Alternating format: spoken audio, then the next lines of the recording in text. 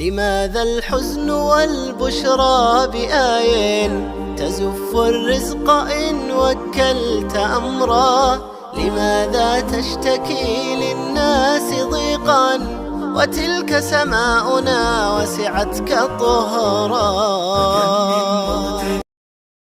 الحمد لله رب العالمين، والصلاة والسلام على أشرف خلق الله أجمعين، والعاقبة للمتقين.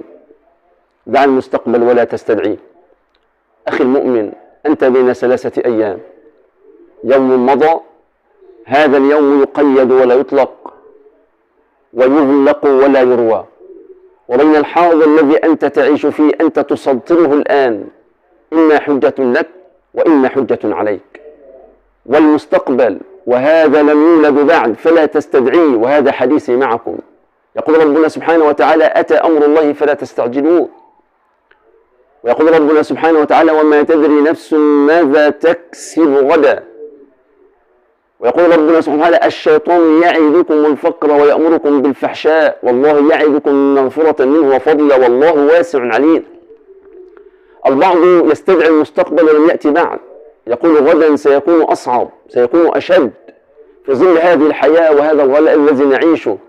كيف سنقوى على بناء بيوتنا ولا على تربية أولادنا ولا على تعليم أولادنا؟ وإذا اشتكى أحدهم بوجع أو مرض وذهبت إلى الطبيب فكيف آتي بكشفه وكيف آتي بعلاجه؟ يا أخي الشيطان دائما يعد الإنسان الفقر، أما الله سبحانه وتعالى يعدك الغنى، لأن الله أعطاك نعم لا تعد ولا تحصى.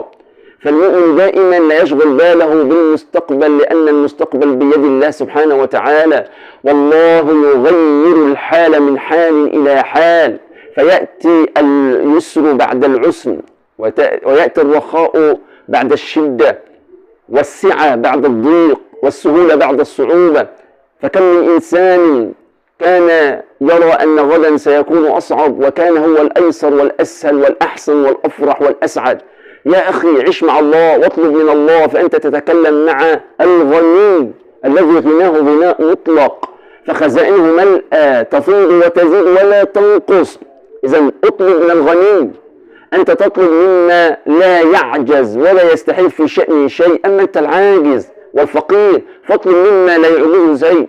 أنت تطلب من الكريم الذي كرمه يغوص علينا ويعونا من كل النواحي. إذا اطلب من الكريم ولا تيأس. دائما علق قلبك بيومك هذا ولا تعلقه غدا، فغدا إن شاء الله وبتوفيق الله سيكون أيسر وأسعد وأفرح. أقول قولي هذا وأستغفر لكم وجزاكم استماعا واستماع الله وبركاته.